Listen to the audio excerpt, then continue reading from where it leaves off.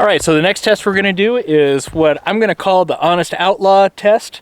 And that's, I got a piece of steel down at 100 yards, and I'm gonna see how accurate it is.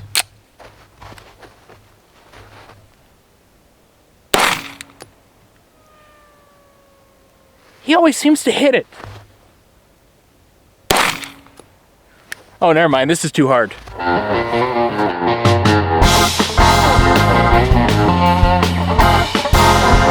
That is, ooh, hair. That is the Oracle Arms 2311, which I still need to shoot more, which, I don't know, do you guys kind of like this? It kind of reminds me of a platform shoe, and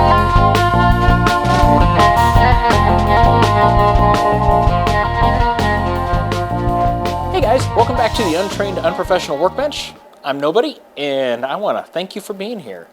So back in July, I ordered an Oracle Arms 2311.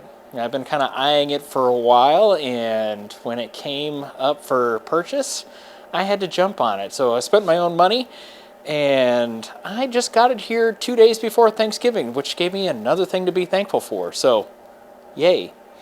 Now, what you get when you order a 2311 is this awesome shoebox. But the nice thing about the shoebox is that it actually has something inside.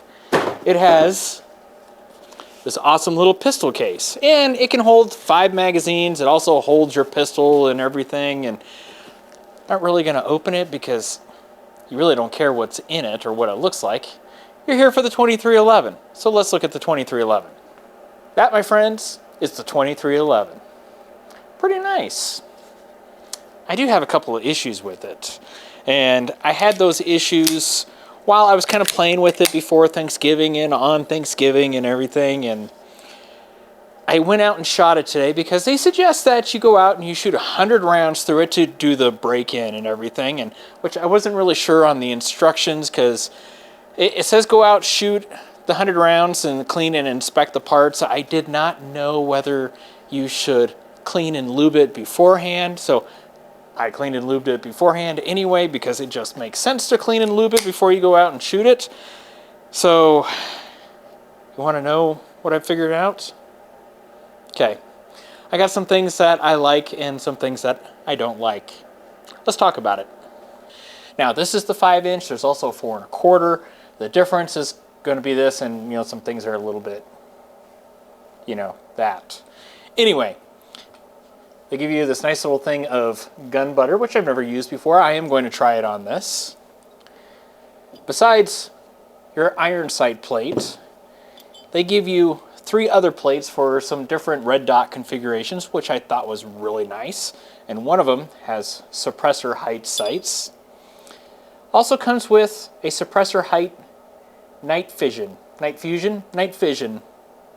sight. So that was really nice. That was really thoughtful. It's like I thought that is a better rollout than on the Prodigy, where you had this one footprint, and it wasn't a footprint that everyone liked anyway, for the most part. Just my opinion. It's probably correct. But this leaves you out the door. You can get up and running in the configuration that you want, most likely. So that was well thought out. Now, it comes standard with 3 17-round magazines. Now, as you can see, I got 5 here, and the reason why I have 5 is because I ordered early enough to where they were having some issues with their DLC coder, and just as a nice little way of saying, hey, sorry about this, we're going to give you a couple extra mags. So don't expect to have 5 mags unless you order separately for those. It'll come with 3 magazines.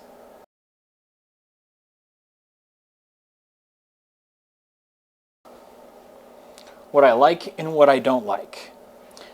First of all, what I like is that this grip, it really wants to grab and pull your hand onto it. So I thought that was really comfortable. I liked it.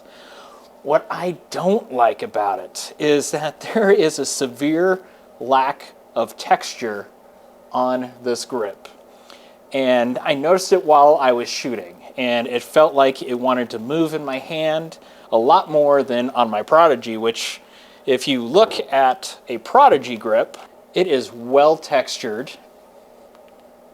This has real estate that is being neglected. So I hope in the Gen 2 version, if they have a Gen 2 version, that they put more texture on it. The other thing about the texture is that I think it could have been more aggressive. It just feels kind of lightweight. My finger wants to move over it really easily, where on the Prodigy, it is more aggressive. It wants to grab it, and you can hear it. Well, maybe you can't. I got to push down a lot harder to the point where I'm actually leaving some skin there. So, but on this, it doesn't take a whole lot. So, again, texture. Oracle, texture, texture, texture. Don't do that. Texture, please. Especially since there's no texture down here, and I don't have a big hand. You know, it's like I wear a large, and usually I have like the little empty space at the fingertips, so that's my life. But on my hand size, my pinky finger is coming up here onto the magwell.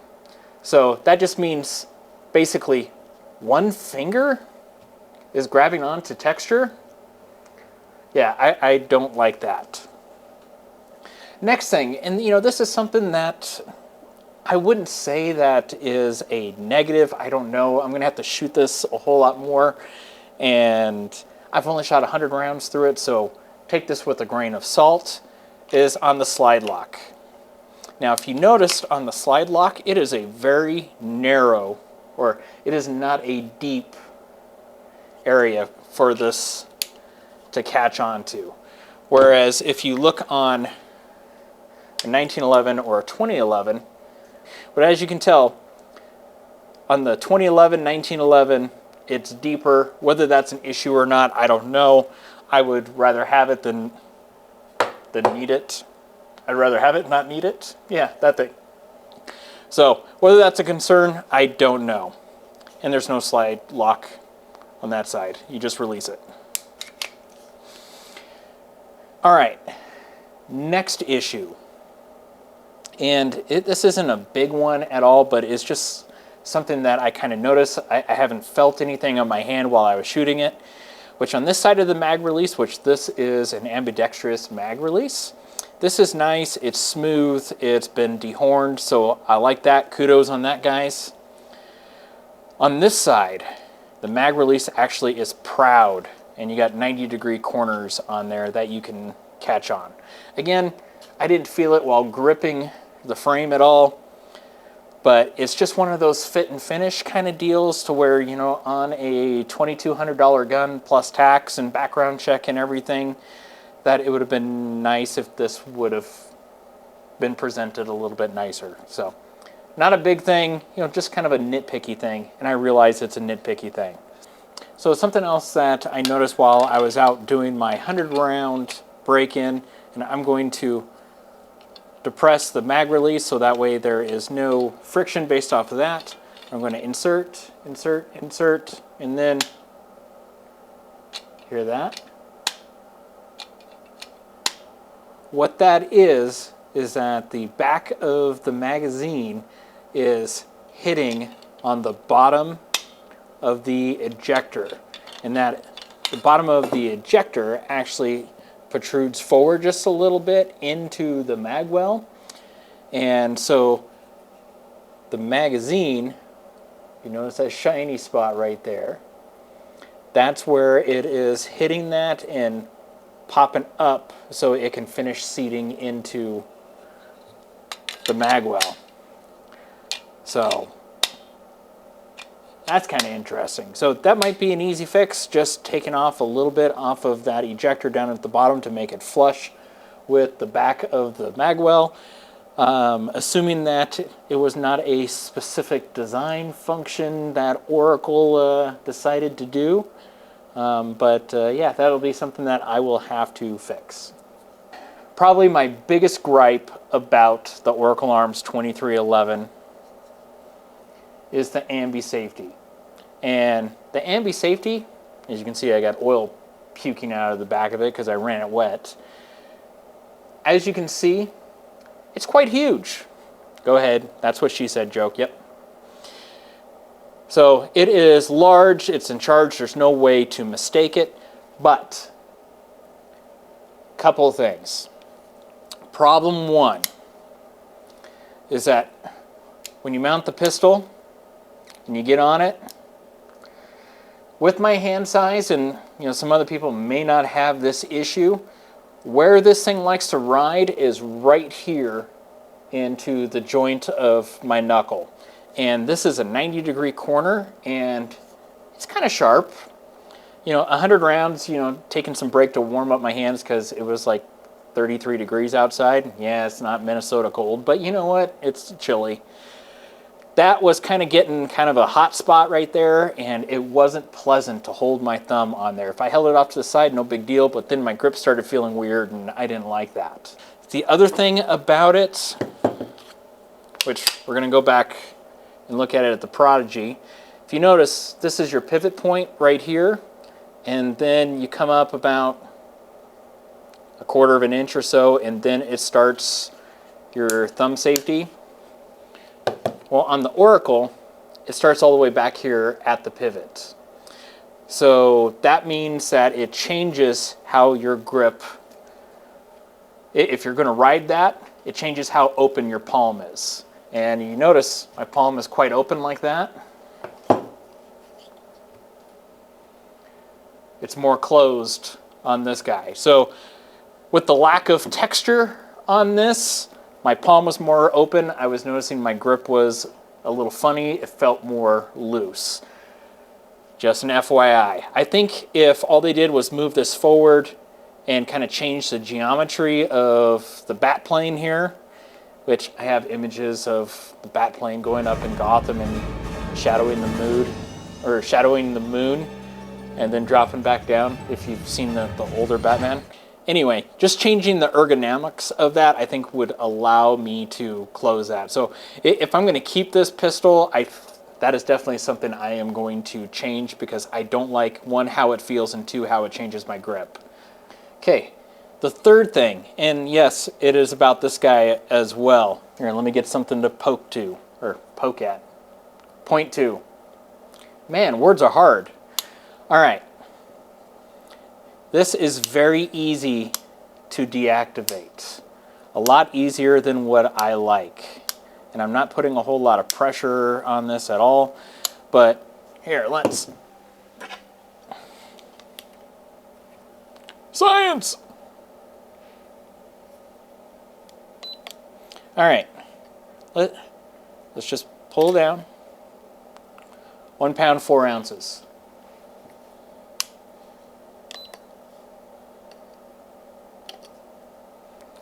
1 pound, 4.6 ounces. So that is really light, and lighter than I would like on a, they say could be a duty gun or a competition gun.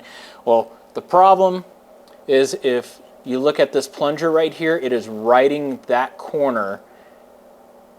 Can you see that? It is riding that corner right there, and it is not having to depress, which would cause a higher rate of pull, higher poundage, in order to overcome that slope.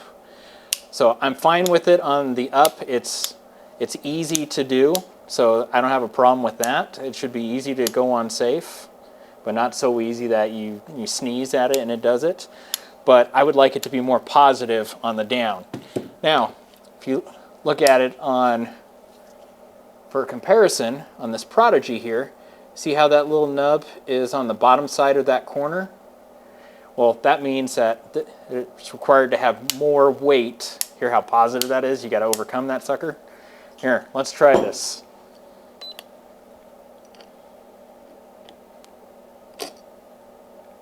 £3 pounds, 10 ounces. 3 pounds, 7 ounces. I'm sure Lyman never thought I would do this. 3 pounds, 11 ounces. So you get the idea. Don't want this to inadvertently be deactivated, but I mean, this isn't hard to do anyway, but it should be positive, in my humble opinion. Trigger pull. Now, the trigger pull isn't bad on it. It's about 5 pounds. Now, they advertise 4 pounds, and they have a little squiggly mark like plus or minus. And I've dry fired this a lot and, you know, played with it and lubed it and everything.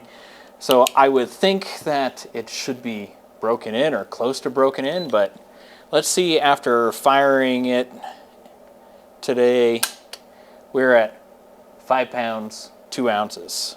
Let's try it again. 4 pounds, 14.6. 4 pounds, 13. 4 pounds, 13. So that is some of the best runs that I've seen. And, ooh, maybe the more you do it, I just did 412. 5. Shame on me. 5. All right, so it's hovering in the low 5s, upper 4s. I would think, you know, because it started off around 5.7, and yes, it has gotten a little bit better, which that's great and all. But if you're advertising a 4 pound, I would hope that you would start off in the 4s and then get there, which, yes, we can come in and play with springs and everything. But if you don't want people taking apart the guns, which guess what? I'm going to take apart the gun because that's what I do. I just can't leave stuff alone. Is that you should, out of the box, get it kind of in that target area. Or explain that this is where it's going to be and this is what the range is going to be, instead of 4 and then a squiggly line. That is completely left up to interpretation, because how much leeway do you give the squiggly line? Is it plus or minus 6 ounces? Is it plus or minus 2 pounds? You know, it could be a range, right? All right, and so the last thing, and this is just kind of a question mark in general, and that is going to be the fact that the frame is aluminum. Yes, aluminum. Depends on where you're at, aluminum. I just like saying aluminum. Now, as, I mean, just a personal preference, I wish this was steel, you know, just because steel makes me feel better and it speaks to longevity. However, that does not mean that this will not be a long-term, durable product. So that is a question mark, and I hope it is a question mark that proves to be a good, reliable thing. So I'm not going to tell you guys whether you should go out and buy one of these. I'm not going to tell you to not buy one. Does that make sense? I'm not going to tell you not to buy one. I just want to point out some of the observations that I have, since this is the first production run of the Oracle Arms 2311, that there are some things that you should be aware of. Now, I will be doing a disassembly and an assembly. I want to break this down and see what makes this thing tick. Why? Because I want to, and it sounds like fun. And that's just how I roll. So anyway, thank you guys. I appreciate you watching, and hopefully this was informative and kind of gave you a little bit better of a clue as to what is going on with this thing and some of the things to consider. So have a good one. Love you.